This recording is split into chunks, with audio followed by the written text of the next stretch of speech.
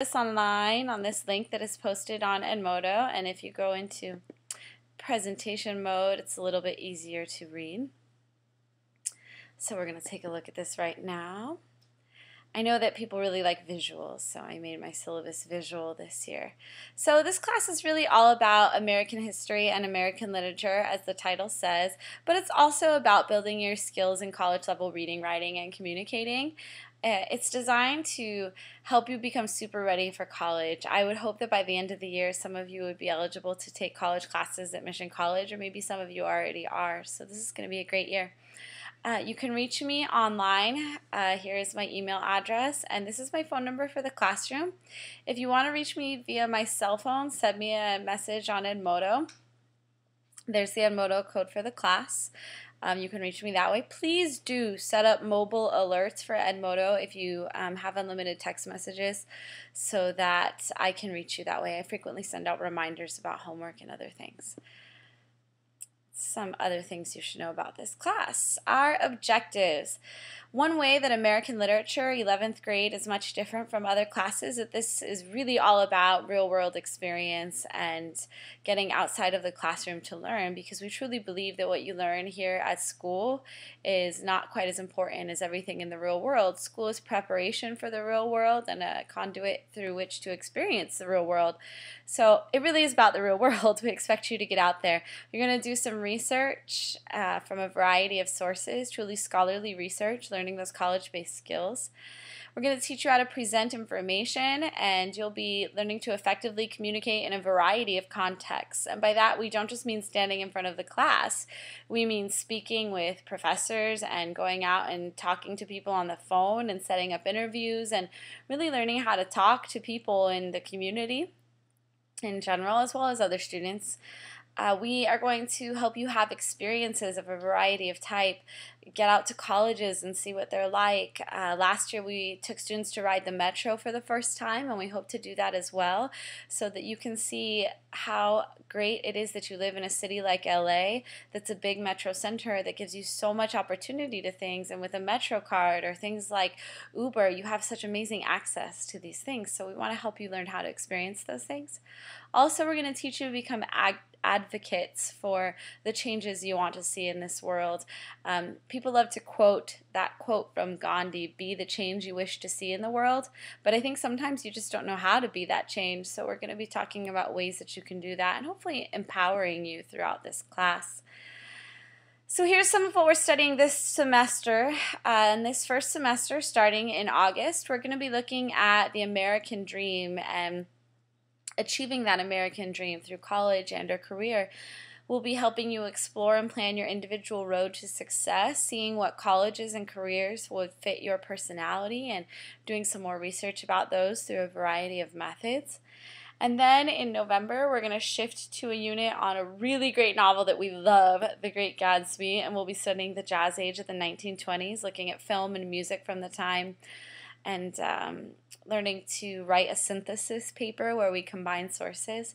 It's a really great course, and we think you're going to enjoy it.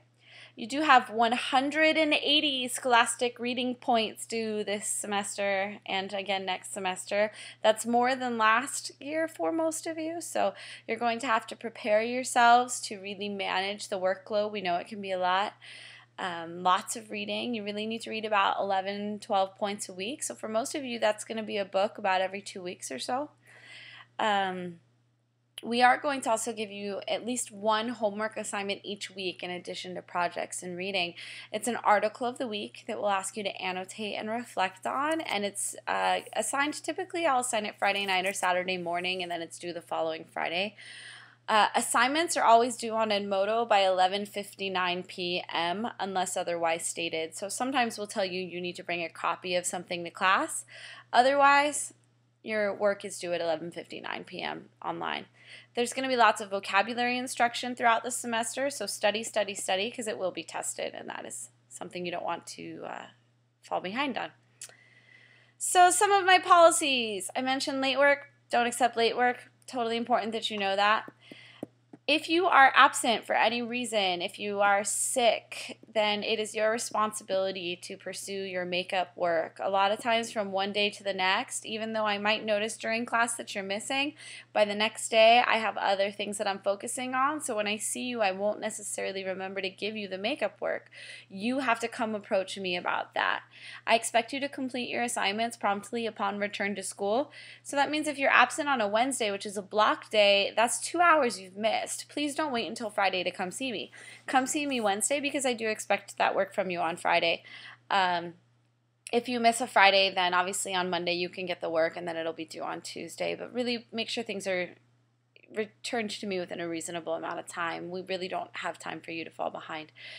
You cannot miss class for school activities unless you complete the work in advance. So if you're going on festival for band, or you're an athlete and you have a basketball game, or you're running cross country, you cannot tell me the day of that you need to miss class. You need to come tell me on like Monday that you're going to miss Thursday so that I can get you the work on Tuesday, you can get it done to me by Wednesday, and I'll be happy to sign your blue slip, which excuses your absence.